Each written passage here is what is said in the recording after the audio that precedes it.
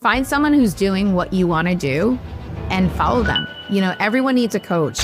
It doesn't matter who you are. You need someone who is going to hold you accountable. See what they're doing. Success leaves clues.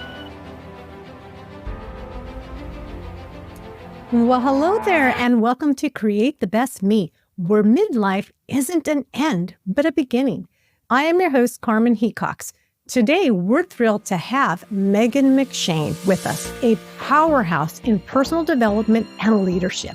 With years of experience traveling the globe with Tony Robbins and her bold leap into entrepreneurship and community building, Megan embodies the spirit of transformation and resilience we celebrate here. Join us as Megan shares her journey and insights on living your best life, embracing faith, family, fitness, and finance. Whether you're looking to redefine yourself, pursue new dreams, or simply find inspiration, you're in the right place. Let's dive in and discover together how midlife can be your most exciting pivot yet. Megan McShane, welcome to Create the Best Me. It's an honor to have you on the show. Thank you so much for having me. I'm excited to be here and I love what you're doing. So I'm just really grateful to be here with you today. Megan, before we start out, can you please tell the audience a little bit about who you are and what you do? Sure, absolutely. I live in Massachusetts, just south of Boston, and my professional experience has been in the personal development industry. I worked alongside Tony Robbins for over 13 years and on his executive team, traveling the world, curating really world-class events for high-level CEOs, entrepreneurs. And then during the pandemic, I left there just because I had a little one and the 18 times a year travel was a little bit hectic. And I just kind of want to simplify life and open a little yoga studio and take care of my son. So I did that. And that was really exciting and fun. I'm really all about community and bringing people together, especially women. And then during the pandemic as well, another opportunity came my way, or one of my former clients from the Tony Robbins world reached out to me to create a new mastermind group called Your Best Life Now. And I am one of the owners of that. And what we do is we are a mastermind of business owners and entrepreneurs from around the world. We give business coaching, personal coaching. We have different kind of speaker spotlights focusing on our 4 cores, which is faith, family, fitness, and finance. And then we offer 3 bucket list trips a year. And again, each trip has a different theme. So faith, family, fitness, finance. We just got back from Dubai 2 weeks ago. That's where our finance trip was. And we're gearing up to go to Sedona in May for a fitness trip, which will be more physical fitness and emotional fitness, meet one. And then at the end of the year, we'll be traveling to Italy for our faith trip. So I'm a mama of 2, and yeah, so that's where I'm at, juggling, many hats, but I love variety and keeping busy and new adventures. Wow. So you're still traveling. I mean, you're not traveling. Right. I'm not traveling, a handful of times a year. So it still is a lot, but it's not so overwhelming as what it was. Megan, your journey is impressive. Could you share the moment with us that you realized that personal development and leadership was your calling? Absolutely. At a young age, I had a sales and marketing background, but I always loved to do personal development events on the side. And my dad, he was a college hockey coach, one of the top in the NCAA, and he always had us listening to Tony Robbins tapes when we were kids. And then when I was in my mid-20s, he sent my brother and I to an event to go walk on fire. And while I was there, I was like, I need to be part of this mission. And I kind of took my sales and marketing background and applied it there. And that's how I got into that world. But it was something that I was always curious about, even like I said, growing up as a young girl, I always wanted to, elevate all these different areas of my life. Most importantly, I always wanted to help people. So when the two kind of combined forces, and then when I went to an event, it was like, I felt like, oh, this is my home. This is where I need to be to impact people and to help people really find, living their best life. Again, it's those four cores, that family, faith, fitness, and finance, who are really helping people find that balance and joy. So do you kind of feel like your dad being a coach, because he has to inspire these young individuals in sports to push it to the next level? Do you feel like your father kind of inspired you by introducing Tony Robbins to you and your brother at such a young age? No, absolutely. I was blessed with both of my parents were, athletic and driven. And I think that's where I definitely got my foundation from. My mom, she's more of a spiritual hippie. And my dad is, more, kind of go structured. So I had the best of both worlds, I feel like. And I think that's really where it stems from, especially having children of my own now. I see that, we are the example. Working alongside Tony Robbins, traveling the world must have been an extraordinary part of your life. Can you share a pivotal experience from the time which shaped your approach to leadership and entrepreneur? Yeah, I would say probably towards the end of my career there. I served on his executive team for many years, which was great. I got to meet so many incredible people and to learn from the best in every industry.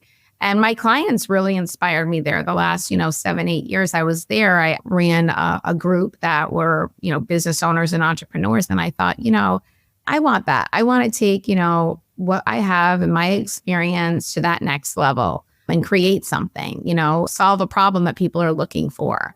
And when we created Your Best Life, it was really fun going into like my artist mode and creating something, because it's different than really any other mastermind I've been a part of, because a lot of these groups that people join, it's like you're in a conference center for like 10 hours a day. You don't really get to network and connect or really see the beauty in the places that you go to and experience the culture. So that's why at our events, we've curated them where, in the mornings, we do about 3 to 4 hours of content with our different speakers. And then we give a lot of time to really network and connect with the people in the community, because that's what it's really about, like having a tribe and having a peer group with people that you can share, whether it's, struggles in business or struggles in your relationships or your health. It's a beautiful group that it's non-judgmental and they just really want to help people and grow their lives in every way. And I did go on your website and I saw a couple of the videos of some of the events. And I will say it did look like a very large group, kind of overwhelming. But then I also saw the one-on-one connection. It was almost like, yes, you're around a big group, but you guys have sort of condensed it down to where it's not big because we're all family. And I really admired that. And, again, that was a need I saw, because these other groups I've been a part with, they were 200, 300, 400 people in the group, where we only have about 70 members. And that does seem like a lot if you're sitting around a table. But really, on the trips, it's small enough to do these really incredible experiences. Like we went gorilla trekking last year in Rwanda. You can't do that with a huge group. We did Machu Picchu and did a VIP experience there. And you have to have a certain number of people to be able to do these really special things. So, and then when we're in the groups, we kind of make groups within the groups so that everybody really gets to know everybody and, get different perspectives on their lives. Transitioning from a high-profile event curator to teaching yoga, running your own studio is a fascinating pivot. What core principles have guided you across such various endeavors? I would say the core principles that really were my driving forces were, I love variety and I love contribution and love and connection. And I think those things really pushed me to move forward. I don't like staying in one place, especially professionally, as a leader. My team, I don't think they should stay in one place. I'm doing a disservice as a leader if they're not growing. So, I take that very seriously. So I would say definitely, I like to grow. I like variety. Those are principles. And the love and connection part of it is, meeting different people and the relationships. You never know who you're going to meet at any time in your life that's going to, catapult you to that next step. And I think the really important thing is having people around you that are doing what you like or even better. so that you're inspired to grow. So that, you're not the big fish in your pond. You really want to be around like-minded people that really, like I said, inspire you and push you to do more and to be the best version of yourself you can be. And how do you balance, I haven't quite perfected this, but I know I need to evolve and adopt this new habit or this new thing? Yeah, like habits and rituals. I think it starts about planning and planning, especially your day.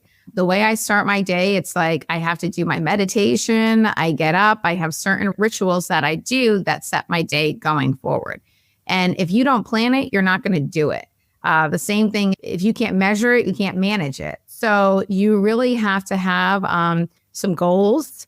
And again, I'm big on goals, whether it's weekly goals, monthly goals, yearly goals, 10-year, 20-year.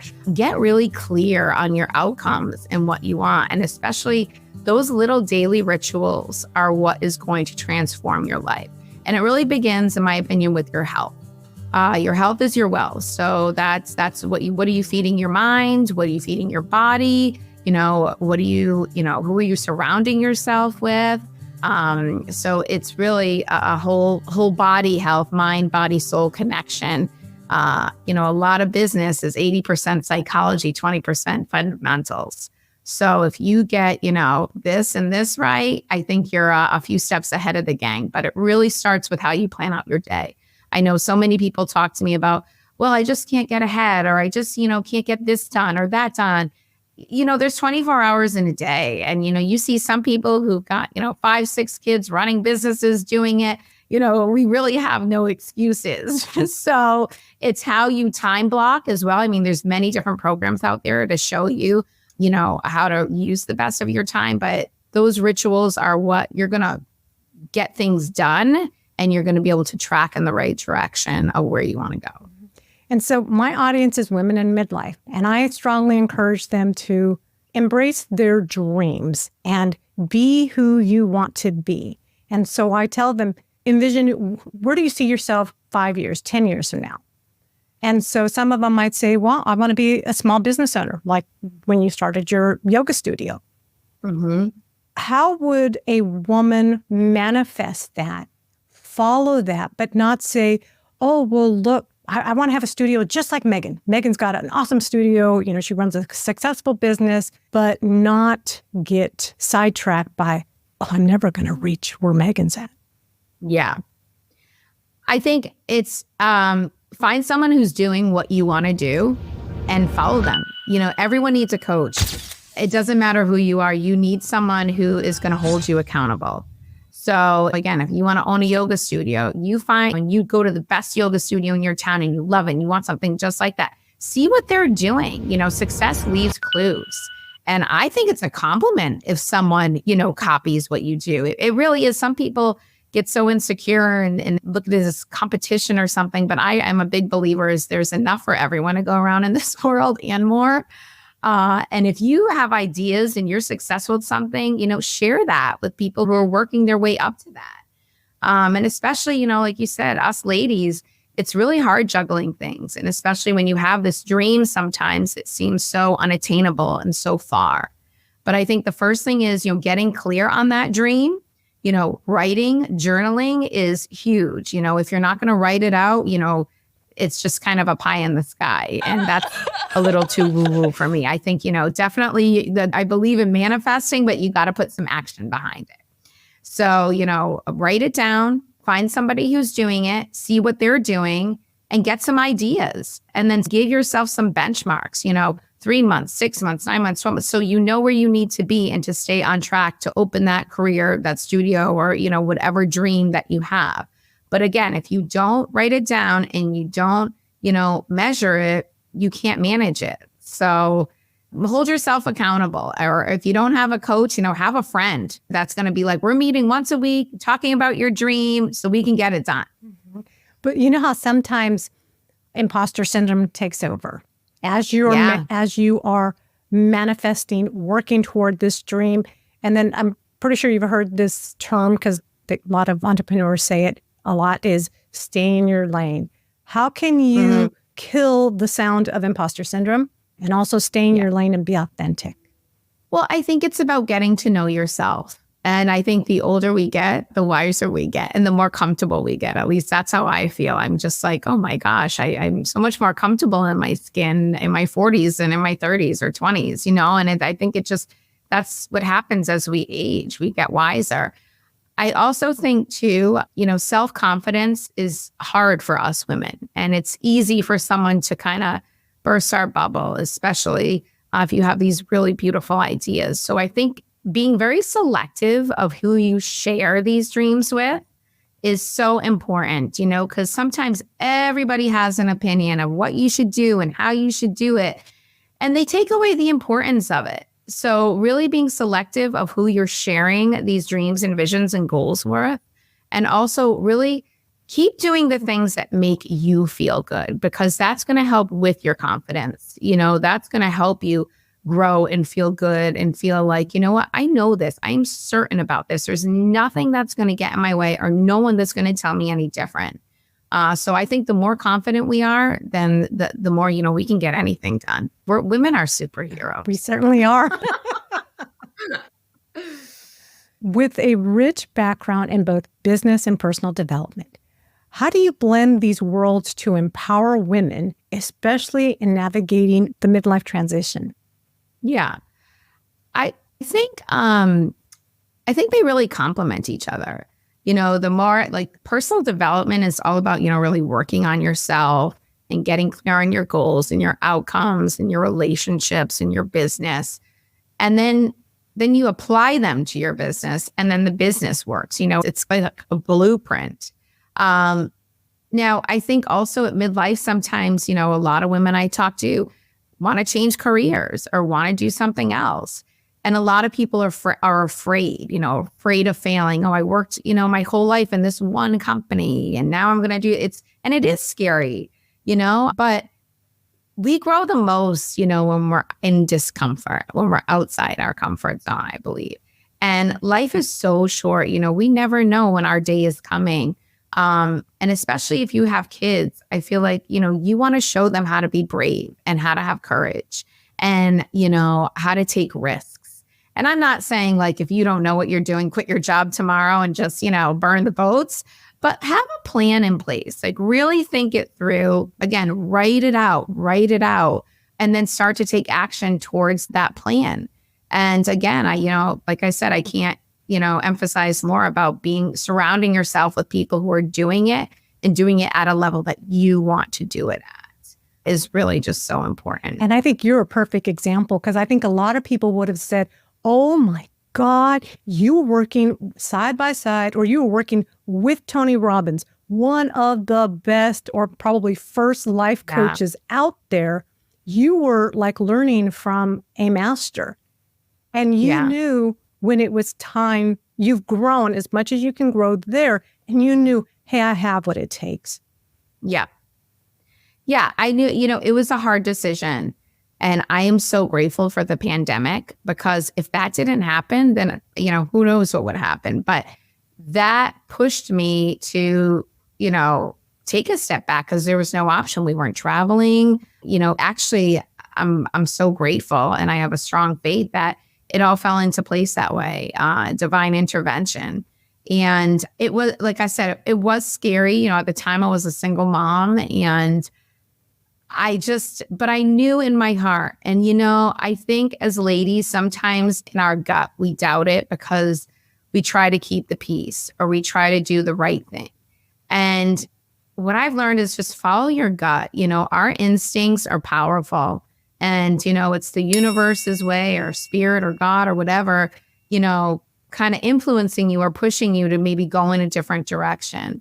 And there's been times where I didn't listen to my gut and it didn't turn out really that great. So even when it can be really hard, it's go for it, and the worst, there really is no worst case scenario, because I really believe that everything is a gift. Some of the most challenging times are the biggest gifts. And I know it's hard when you're in it to see the light at the end of the tunnel, but there is beauty really in anything. In any challenging thing, there's going to be an incredible outcome out of that. And, I was a single mom for over 20 years.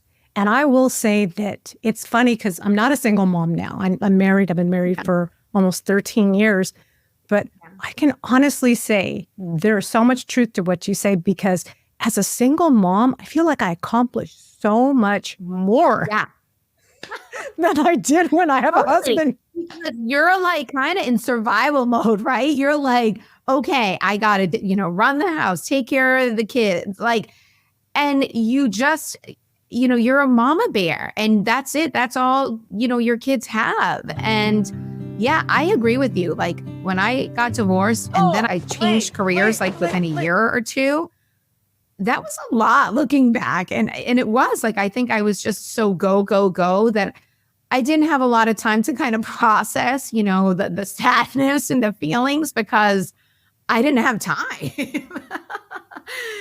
But, I think it's those situations that push you. And then you look back and you think, wow, like, I can't believe I did that. Like, I'm so proud of myself. And again, it's like, I'm proud that I did that for myself and my child, and for my child to see that, you can do anything. Mm-hmm. I don't know if maybe our brains like grow a little bit, because I felt like I learned, I taught, I extended myself. It's like, yeah, we have 24 hours, but I have no idea. Maybe I worked in 48.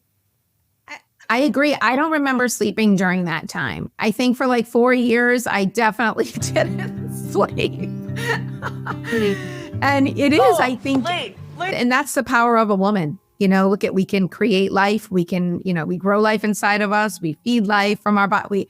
And then we can work and run a home. And I mean, it's incredible what these bodies can do. And I think that's why, I say our health is so important, because you need it to be able to show up in a big way. So it's pretty magical. I remember my oldest daughter, she was going to college at the time, and she says, Mommy, how did you do it? How did you have a full-time job, go to college, take care of my brother and I, and buy a house? How did you do all that? And, and graduate with cum laude. How did you do that? Yeah. And I'm like, I don't know. I had to. Right. You don't have another choice. I mean, I guess you could, but I don't know. That wasn't a choice for me, right? It was like, and I think for some women, at least for me, it was hard asking for help. I kind of just did everything. And I was like, I'm just going to do everything. I got to get it done. And I think that now looking back, I wish I asked for help. Now I don't have a problem asking for help. I think it's powerful, because we become a lot more masculine, right? When we're just like, I can do it. I can do this. I can do that. And I see even women in business trying to, be more masculine to, be like a man. And it's like, our femininity, that's where it's at. That's where you run a business. That's where you run a home. Like, don't, society, let's not take that away, because it's so powerful to be in your divine feminine. Mm-hmm. So that takes me into my next question. Community.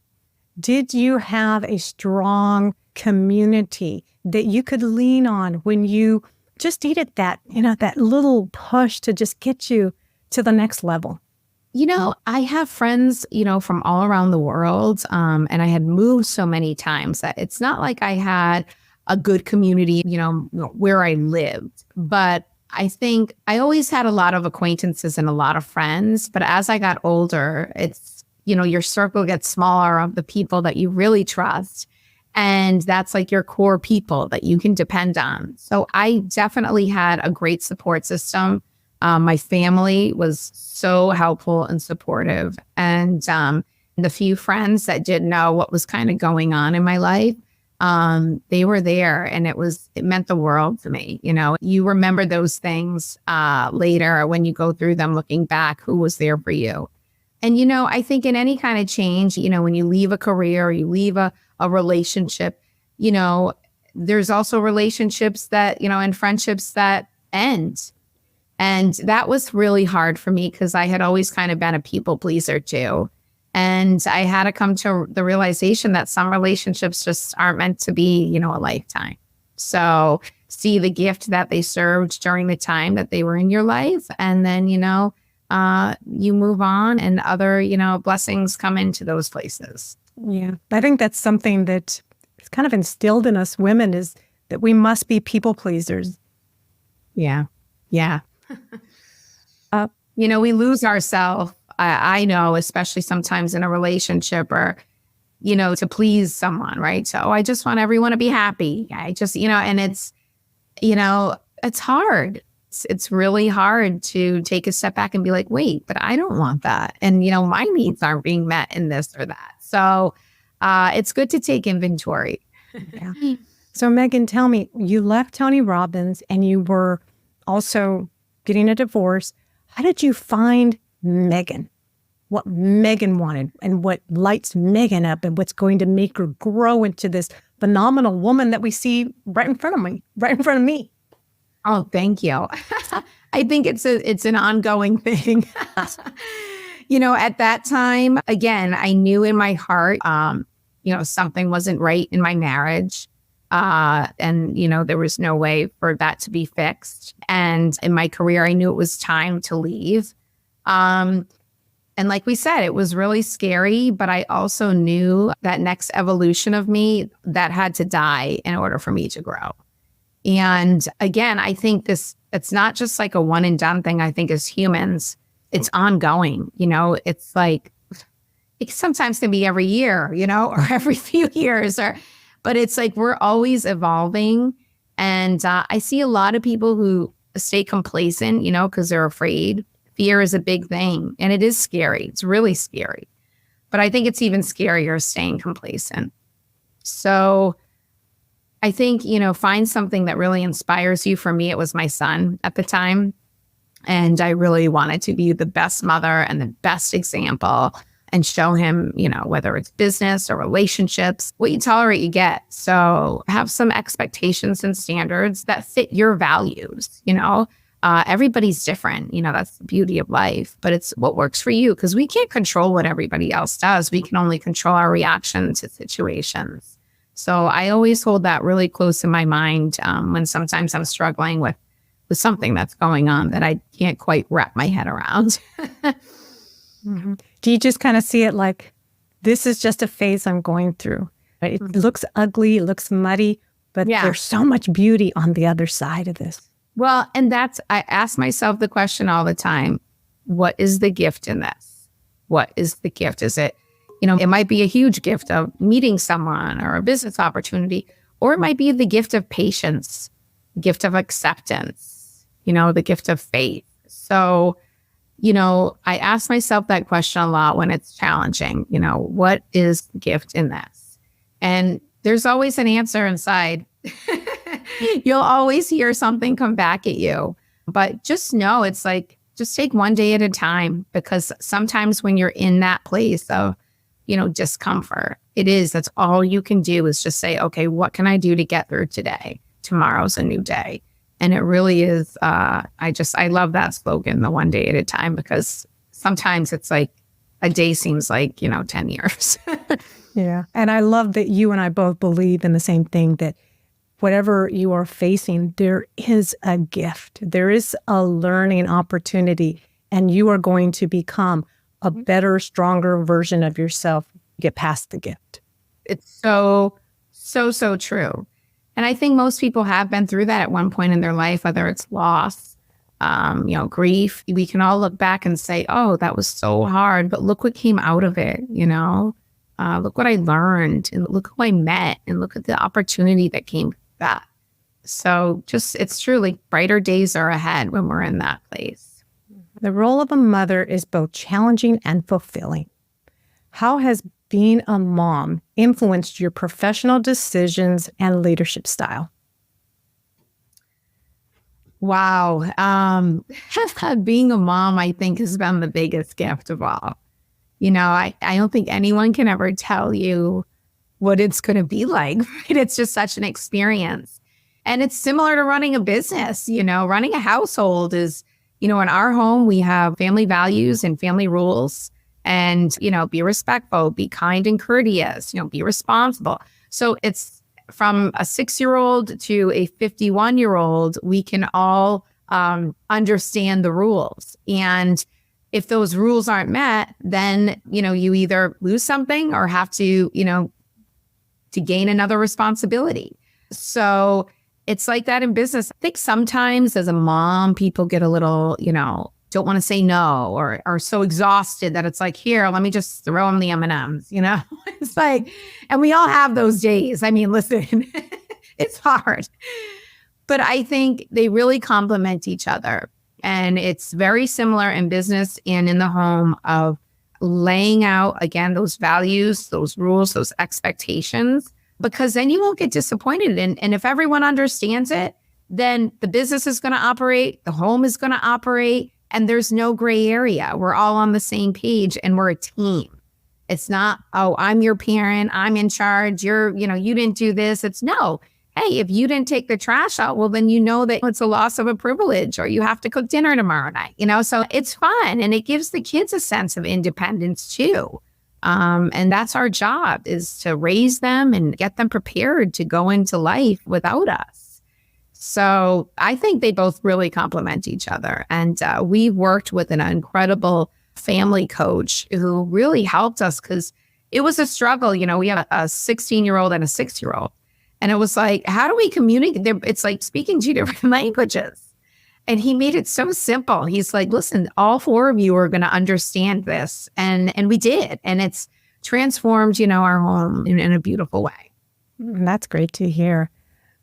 So, yeah. Megan, if there is a woman right now in midlife who says, there's so much more, there's more to life. I need to figure out how to get there. I'm tired of this job. I feel like there's so much more of me that needs to be put out there. What steps would you recommend that she start to take now to help her get to her finish line?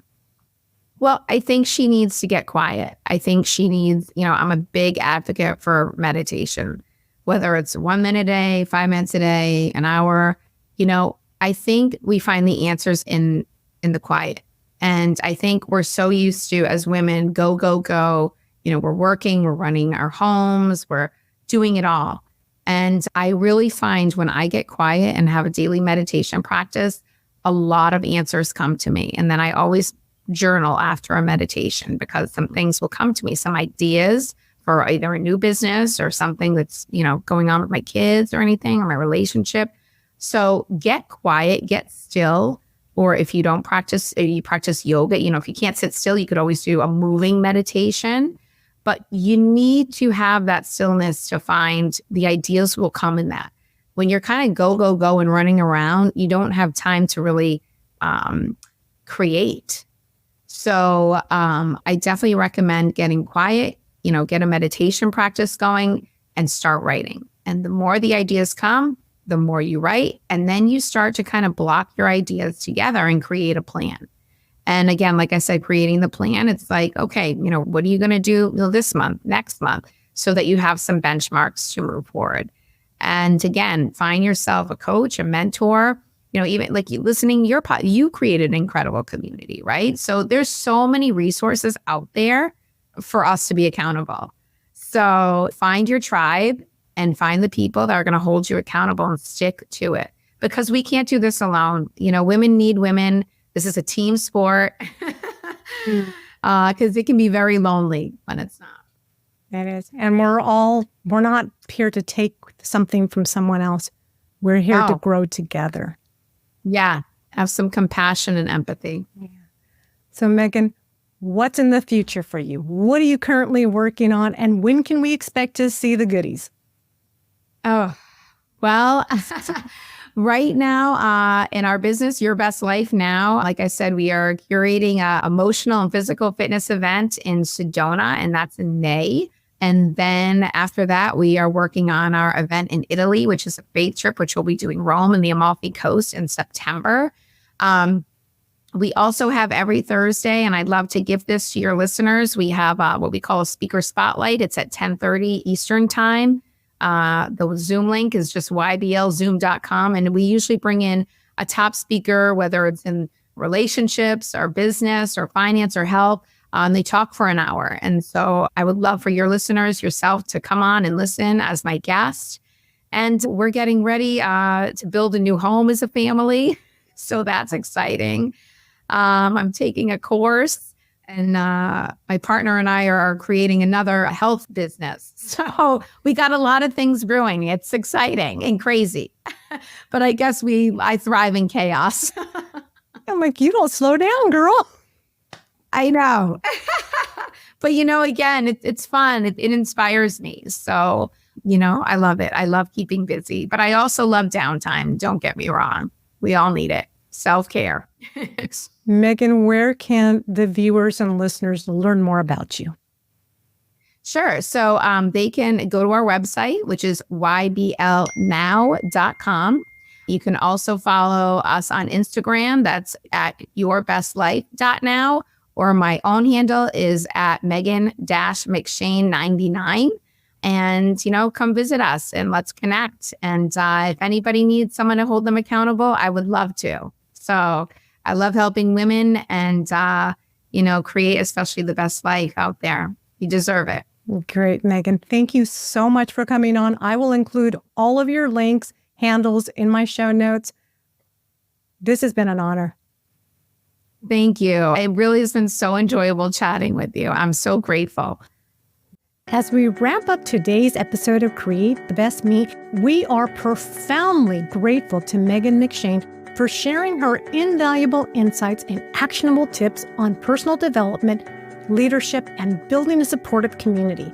Megan's journey from traveling around the globe to empowering entrepreneurs and individuals through her Mastermind group is a testament to the power of transformation and resilience in midlife. Her highlights on importance of focusing on our 4 cores, faith, family, fitness, and finance provides us with strategies to enhance our lives in these areas. For those looking to delve deeper into Megan's work or join her on a journey of self-development, she's kindly offered our listeners and viewers an exclusive invitation to attend her Zoom Speaker Spotlight as her guest. To learn more about Megan's tips and personal journey and how you can participate in her upcoming events, visit createthebestme.com/EP068. There you will find additional information and today's transcript.